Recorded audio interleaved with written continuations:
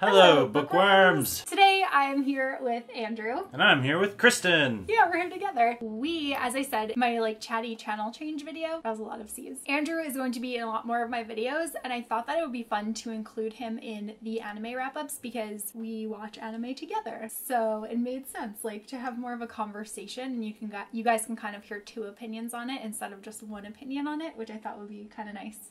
So I agree with all of Kristen's opinions. That's a joke. Yeah, it is. So today we're going to be wrapping up 5 more anime that we watched. I'm really far behind on wrapping up anime. So we watched these actually quite a while ago. And last year. Last year, I think. Yeah. Some of them are more current, but most of them are last year. But we are going to be catching up and doing these much more frequently because we've just been blowing through the anime. The animals. Okay. The cow anime. The cow anime.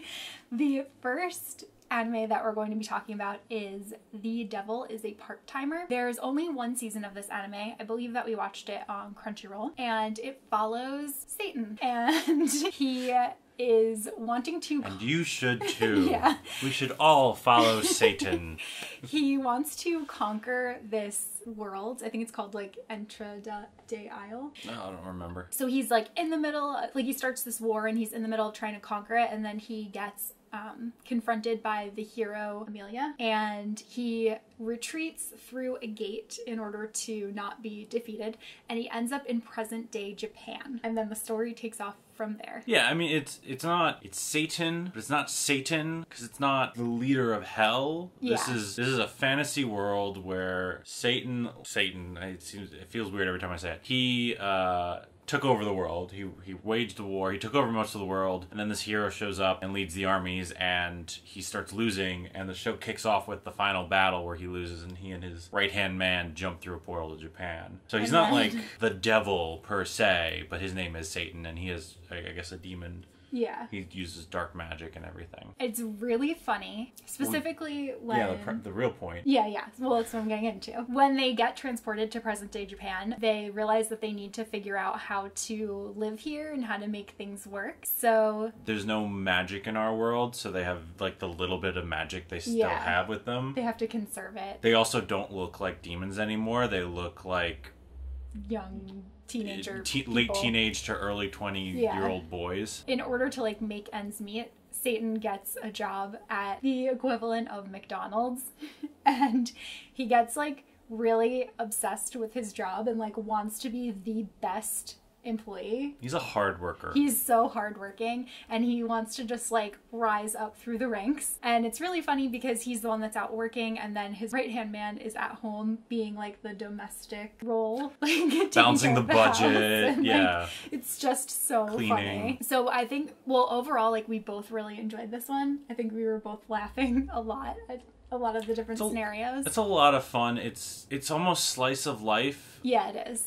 And I guess, would it be a spoiler to say what happens at the end of the first episode? No, I feel the first episode is okay. Okay, so by the end of the first, he even starts doing nice things. He loans somebody an umbrella when it's raining, and that girl comes back and reveals herself to be the hero from the other world. She followed him here to destroy him, but she's confused as to if this is really him. Because he's being so nice and so different. Because his plan is to do well at his job, save up money, eventually, get back to the world and take over, but it doesn't really seem like that. He seems just really oriented on being the best McDonald's employee he can be. Yeah, and he's just super nice. He undergoes a lot of character development. He learns a lot about the value of humanity, kind of changes his outlook on some of his past decisions. And it's really just very, very funny. The one thing that is a little bit annoying is that it kind of ends at not really a great ending point, and they've been talking a lot about how, the creator has been talking a lot about how there's they're not sure if there's going to be a second season of it. It's been kind of a while, and I think initially there was supposed to be a second season, but things haven't really moved along yet. So I actually am interested in potentially reading the manga just to see how things are going to play out further, but it's definitely worth watching. What did you give it? I gave it 43 out of 82.6. You're gonna want to create a new system again? I'm not adding any graphics in for me. We'll use your rating. Okay. Your rating's the official one. What'd you give it? I gave it a 7 out of 10. 7 out of 10. Yeah, that's a good rating. I won't do 0.5s to you. Do you want to talk about the next anime? Why, yes!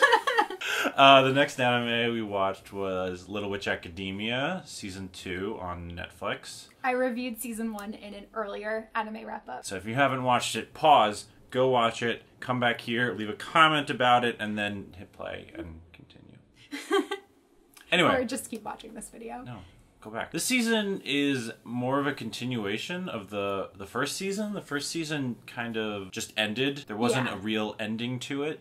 So it's more of just a continuation of the same story. I don't know what you said in the last review, so I don't want to I don't want to give away too much. We don't want to give away spoilers, obviously, because it is the second season and it is a continuing story. Yeah, so it's just the continuing story of Akko failing at school. She's failing at being a witch, trying to learn. But she tries really hard. Yeah, she does. She's so enthusiastic. She's got the enthusiasm of the devil. This review by itself is going to seem really weird out of context. Yeah. She's still trying to learn her the 7 words that she has to unlock. Yeah, from and Chariot.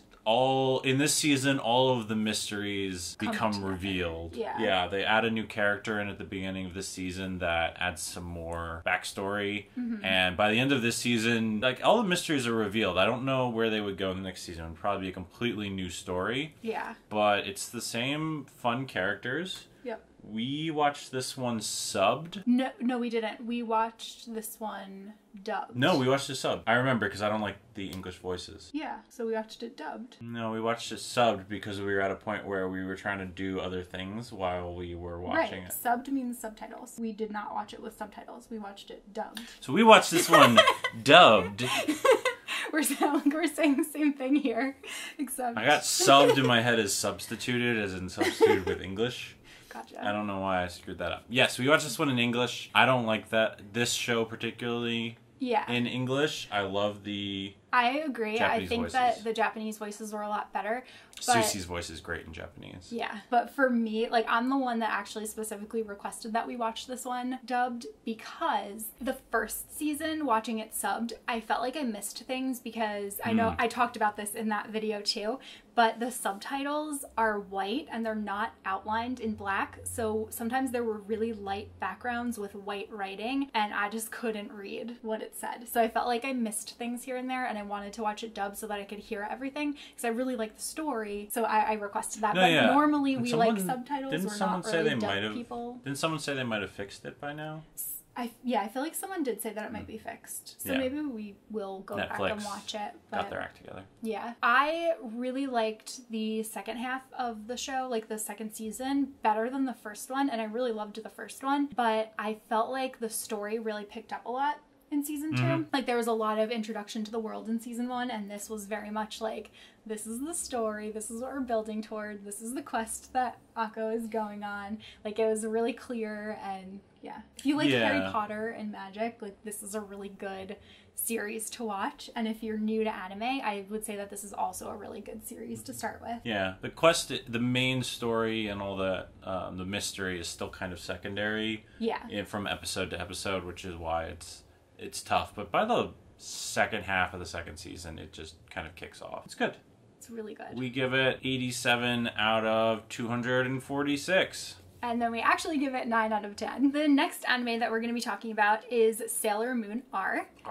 And this wraps up all of the anime that we watched in 2017. And then the next ones will be ones that we've been watching in 2018. So Sailor Moon R is the second season of Sailor Moon, even though everything is broken down into parts. So there's like Sailor Moon season 1, part 1, and then there's Sailor Moon R, part 1 and part 2. Makes a lot of sense. Yeah, there's like a lot of episodes, so it does make sense for it to be broken down more. I really liked R. Obviously, if you don't know Sailor Moon, it follows 5 Sailor Scouts who are saving the world. Like, there's always these evil villains that come that are trying to steal energy from the people within Tokyo, and they have to save everyone. They're all normal junior high school girls, and they all have very distinct personalities, so there is like no way that you could watch the show without having a clear favorite, in my opinion. It's the quintessential magic girl anime that most of us grew up on. Yeah, it was created because the creator made it like in response to Power Rangers. She wanted an all-girl, like, magical girl fighting team, and yeah, it's just classic. It's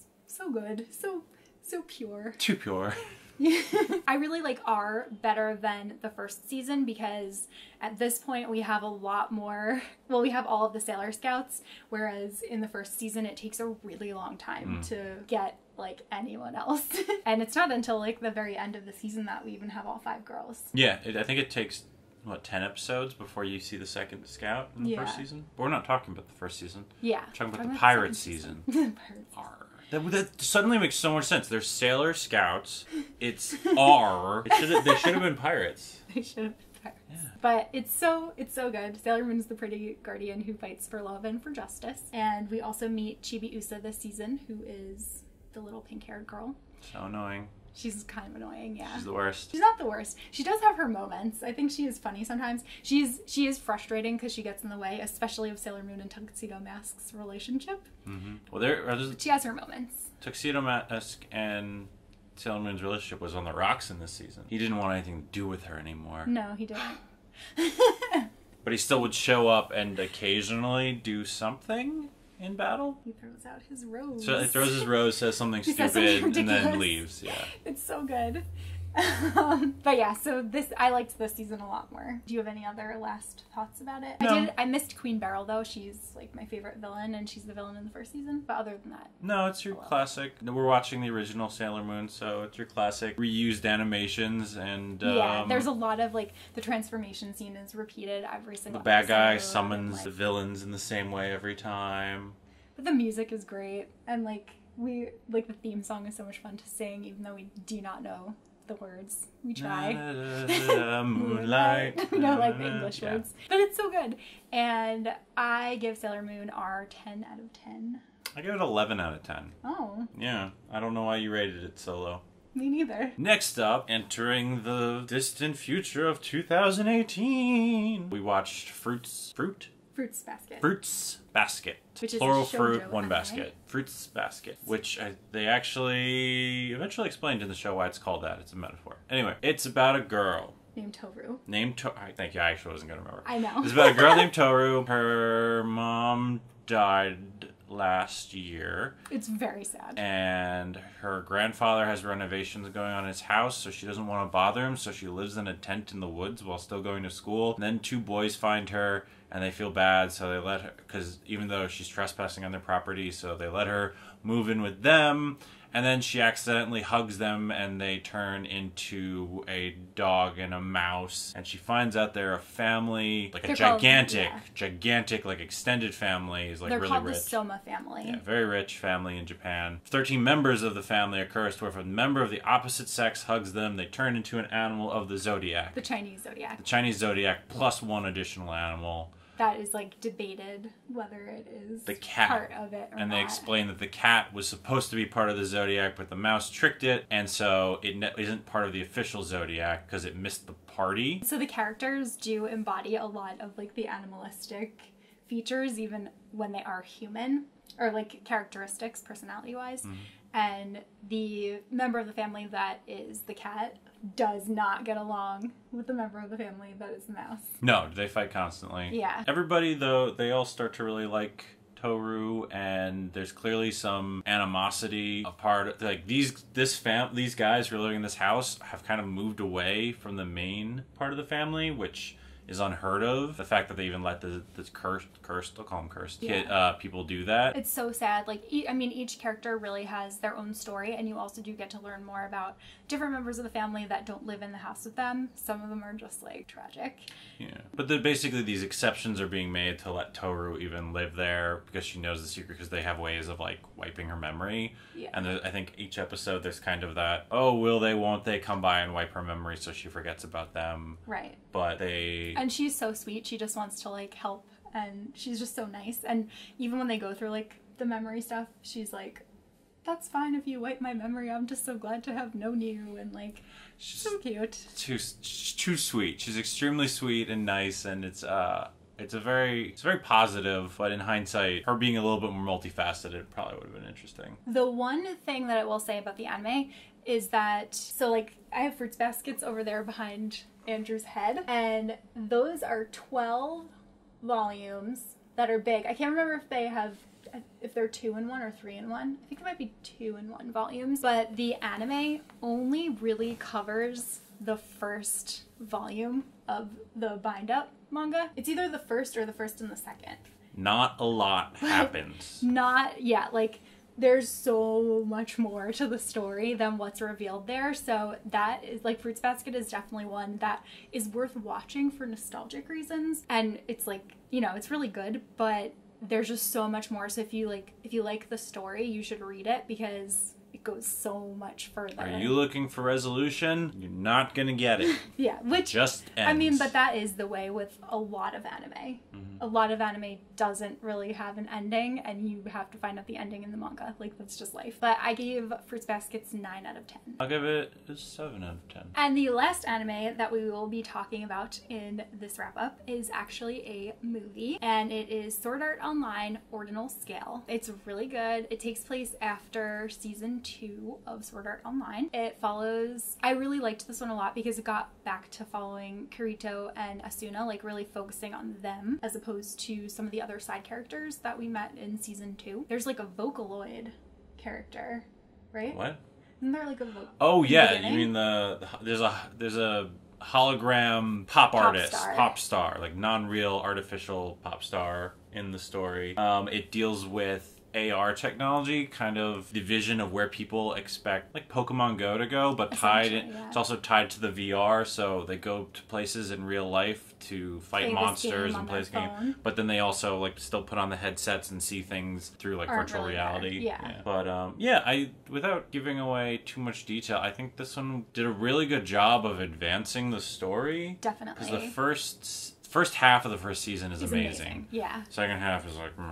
Yeah, so Elfheim was kind of like... It wasn't bad, but it wasn't as good as the first half. I liked the Gun Gale. Gale. No. Oh, no, wait, that's the new one that's out. That's... No, the second... We know what we're talking about. The first half of the second season is when they're in the shooter game, and because somebody is somehow killing people in real life and in the game. Yeah. I liked that. And then then the second half of that season is just random stories. Yeah. I think that the movie did a really good job of advancing the plot, especially since the first original story of being trapped in sword art is so compelling. This continuation, I think, does a really good job of making the story compelling again and touching on new technology. And it definitely renews your interest in the franchise. Yeah. And there's going to be a third season that's coming out in, I think, October is when it starts. So I've heard that it gets, like, crazy amazing then, just from like people who have read the light novels. So I'm really looking forward to watching that. But also in Ordinal Scale, there were just so many like great moments between Kirito and Asuna, who are the two main characters, and that is part of why I like loved this movie. It was fun. I know a lot of people don't like sword art for one reason or another. Yeah, a lot of people think it's like overhyped. I think it's super great. I really loved it. Yeah, and as somebody who likes video games, I thought it was a fun interpretation of it. Yeah. I gave it 3 thumbs up. I gave Ordinal Scale 9 out of 10. So those are all of the anime that we're going to talk about in this wrap up, but we have several more that will be coming out shortly. And we will discuss further anime and let us know any recommendations that you might have. On my last... No, our list is too long already. We have a really long list, recommendations. But I love recommendations. I love adding to it. He looks at our Crunchyroll queue and is like, why? There were a lot of people that left recommendations in the last anime video that I posted, and a lot of them were things that we have watched since then, so there will be reviews coming for those, which I thought was really fun. So stay tuned. Yeah. But yeah, we've been anime fiends. We watch so much anime. Let us know anything else that we should add to our queue. Andrew and I also have a game channel together, which is Team Silver Space, and sometimes we'll do fun streaming things, like we had a Mario Kart night and a lot of people joined us. That worked out. It was super fun. So you can follow us over there as well, and you can find Andrew on Twitter and Instagram as Silver Gallagher, and you guys know where to find me. You can find it down below. That's all that we have for this video, and we'll see you guys soon in a new one. Bye.